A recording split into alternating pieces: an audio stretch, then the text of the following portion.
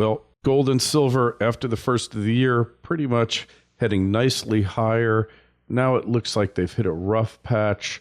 So we've got David Morgan of the Morgan Report with us now. David, good to talk to you again. Kerry, it's great to be back.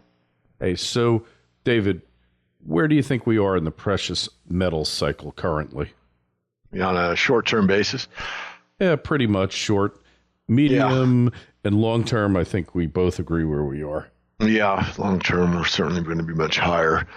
Short-term calls are always, more difficult. I mean, we thought there'd be a pretty good run in the metals starting the beginning of the year, and we're correct on that. A couple reasons for that. One, there's a pretty good seasonality that precious metals do well in the first quarter of every year. And that seasonality is fairly predictable.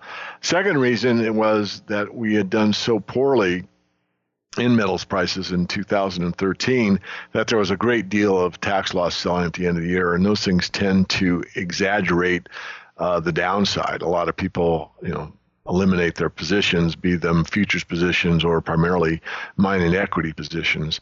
So because of that overselling, you might call, or extreme selling, then there's usually a pretty good bounce back for no other reason than they're oversold. So if you're technical, and I am somewhat, you have a very oversold condition. So because of a very oversold condition, you start the new year, a lot of these same people will actually buy back their positions because they believe in the companies. They want to take the tax loss, and then they buy back in, and that, of course, pushes the prices up because there's some buying pressure, not selling pressure. Anyway, going on where I think we are, we've had a nice run up, and now both gold and silver have kind of stalled out, regardless of what's going on with Ukraine and Russia and all the geopolitical tensions. You could obviously make a connection there, connect the dots that maybe this isn't the way it should be fundamentally, but nevertheless, it is the way that it is. We have to accept it regardless of, what our views are. So I think we're probably in for a few weeks here of a pullback, but I don't see a significant pullback here. In fact, I think it's going to pull back for a few weeks, and then we're probably going to bounce back up. In silver, that means breaking up through the $21 level again, and for gold, it means coming back up to the $1,300 level. And we may see these levels move up again to levels that silver's already reached, which is the $22 level. It's reached that mark very briefly, but it has recently, talking nearer term. And gold, it's already been, in the mid 1300s. I think gold could accelerate. Gold seems to be pretty much leading at this current time frame. Gold seems to have more interest in it than silver at the current time. Lots of reasons for that, and one is it's really more of the establishment metal. I mean, even though the bankers poo-poo it all the time, look at what they do, not what they say, and central banks have been net buyers of gold for the last couple of years. And a huge shift from west to east continues with the Chinese buying with both hands. You have exchanges that are opening up that are more physically oriented, that in the east or in Asia. And so there's lots of reasons to be bullish on gold, and particularly both short and long term. Because of those facts, I think you could actually see gold do as well, if not a little better than silver on this next move up.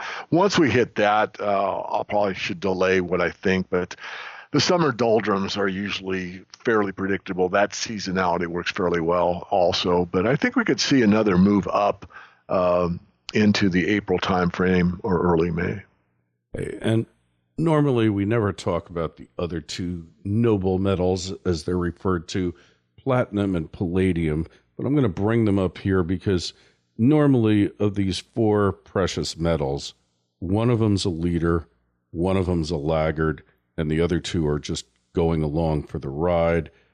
And I would say here we're looking at palladium, 791. That one is really strong. Platinum was kind of leading the way for quite a while. Now it's kind of fallen back in the pack.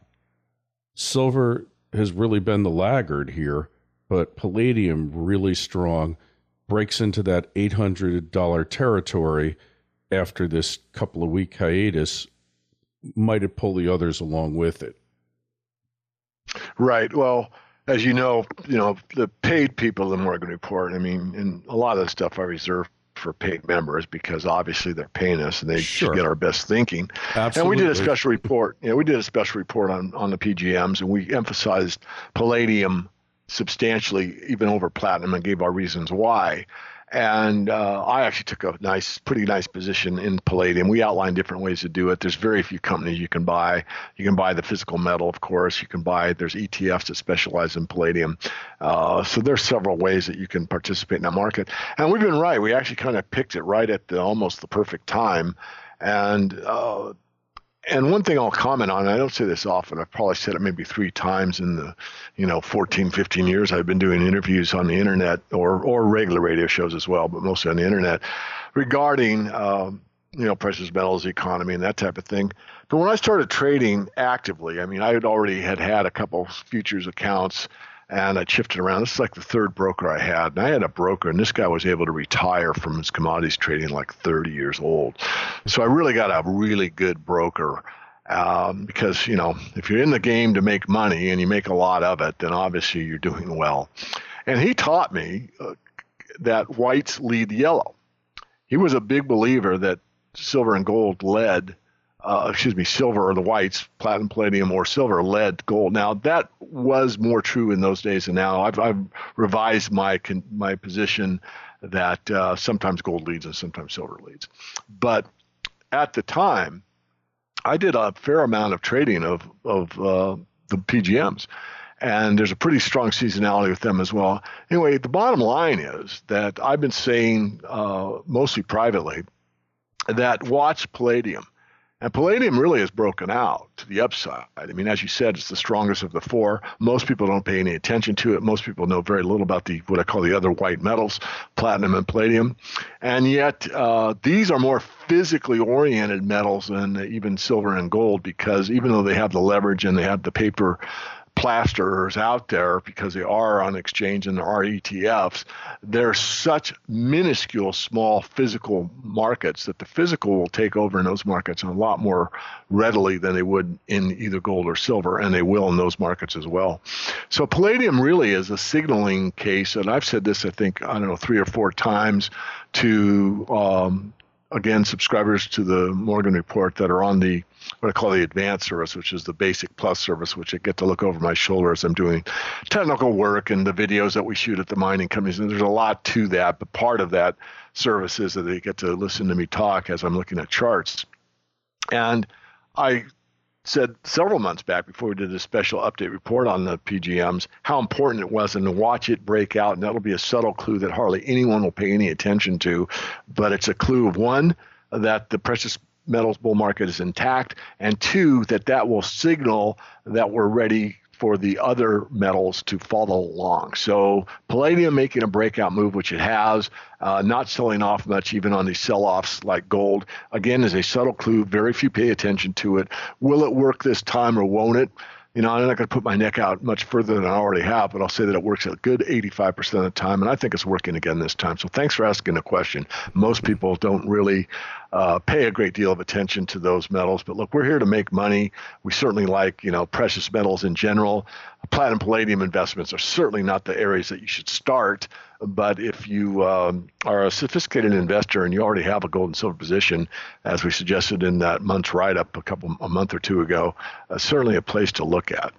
Yeah, and the idea of holding them in physical makes no sense because, look, 99.5% of the population would not know palladium if they tripped over it.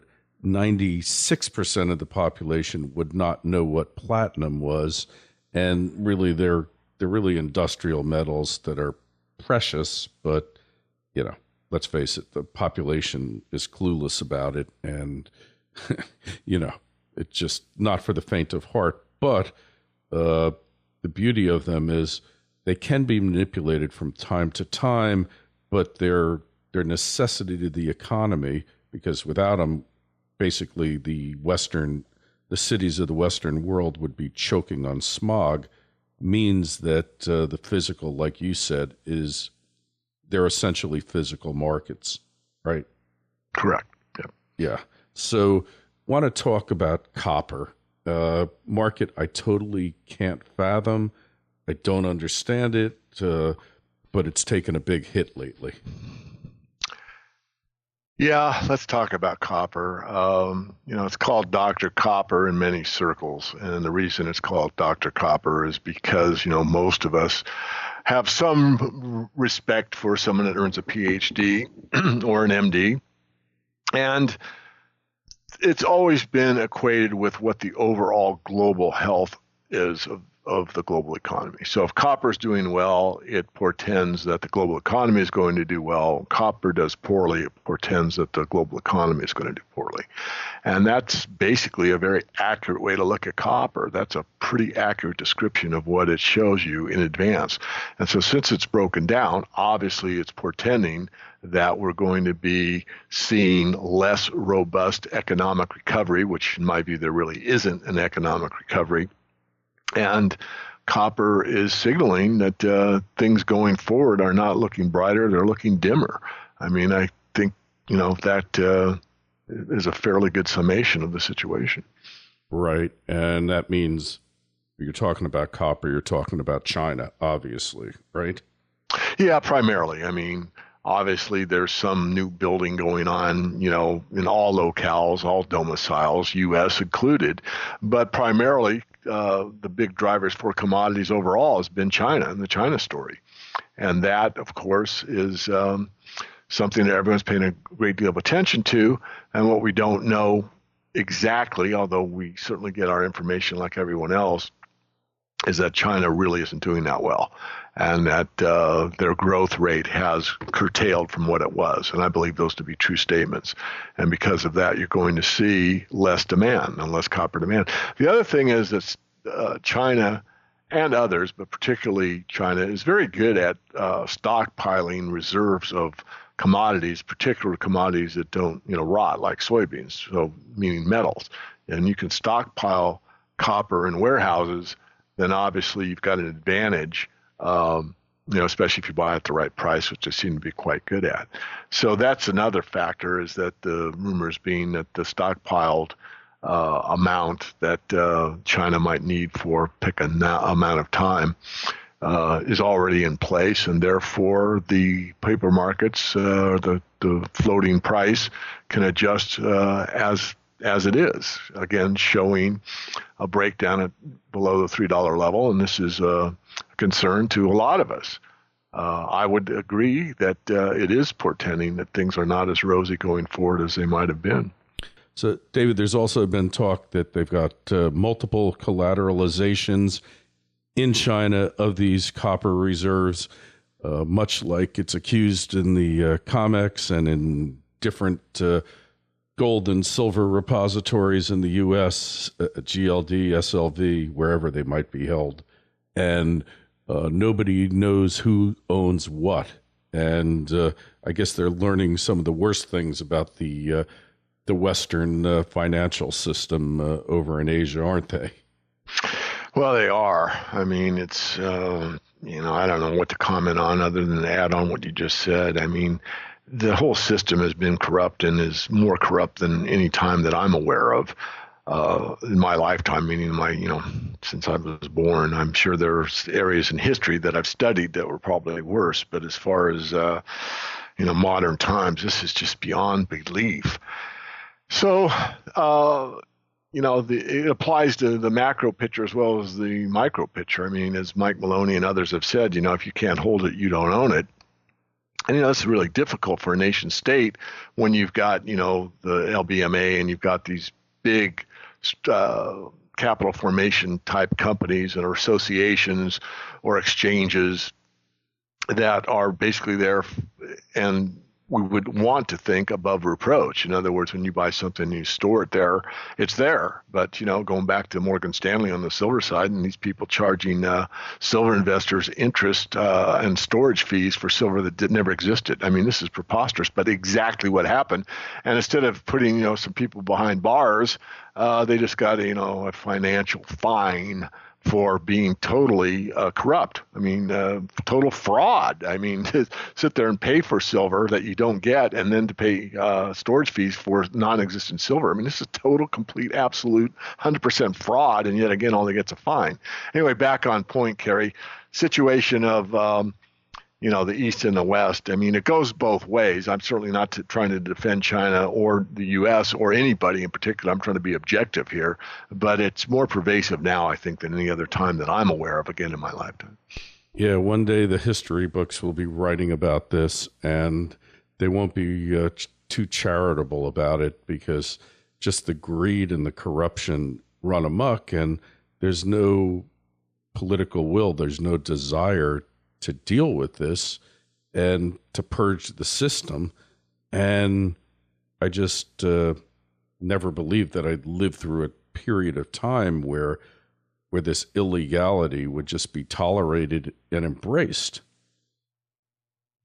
Yeah, and there's excuses made in the public domain. I mean, they're too big to fail, too big to jail. I mean, these are terms that are actually thrown out in the public discourse. I mean, what kind of economy can you have when they admit corruption, but if we took them, if they're too big to jail, meaning that if we took them to task and put them behind bars, then that entity would go down or could go down. And if that happened, then the whole economy could fail. I mean, this is the implication. You can read it however you want.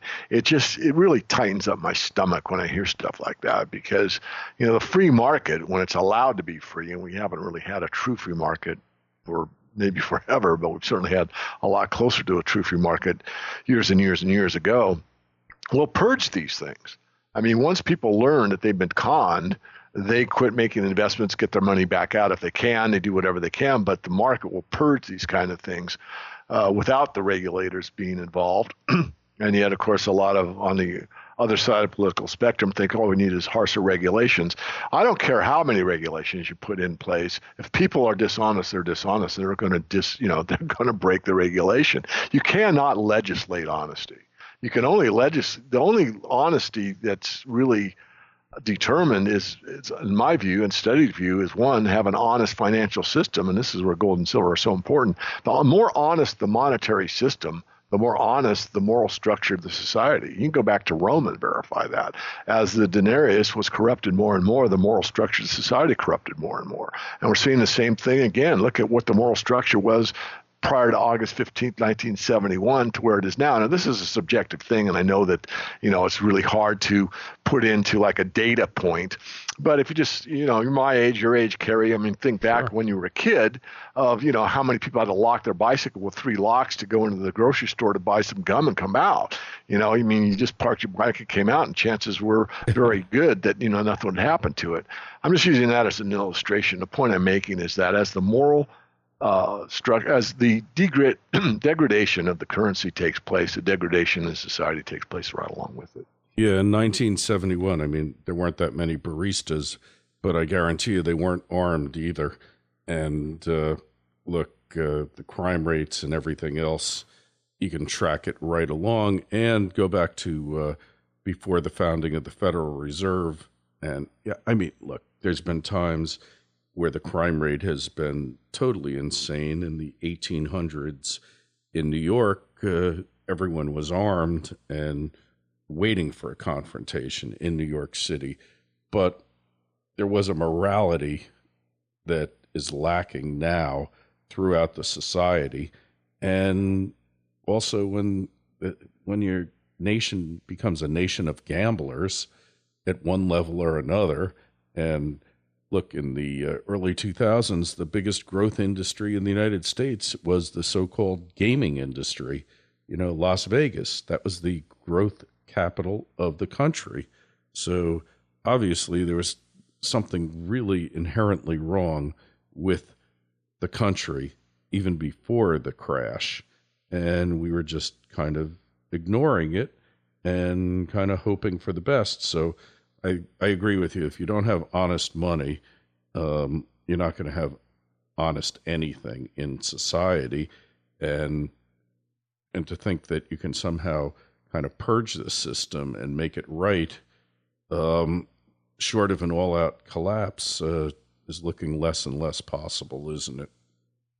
Certainly appears that way. I mean, I don't like being labeled a doomer. I like to think of myself as a realist, but the real facts bear that out, and history bears that out.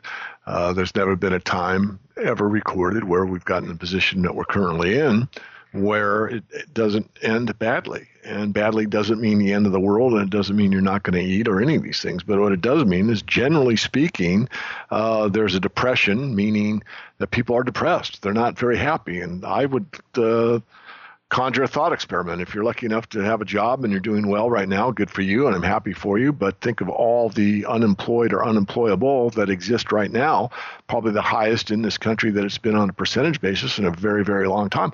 I would imagine a lot of those folks are not feeling that good. They're probably depressed. They're probably wishing that they could have had their old job back or whatever. And this is the real situation. The reason you don't see these big, soup lines like you saw in the Great Depression of the 30s is that everybody gets one of these cards and they can discreetly go into whatever grocery store they wish to and get food and all that. And I'm not saying right or wrong. I'm not making a value judgment on that. What I'm saying is that if those people had to wait in line to get food, then it would be much more apparent to the average citizen walking by saying, well, what's that long line for? Well, those are people that need food, but you don't see it because they're integrated into society.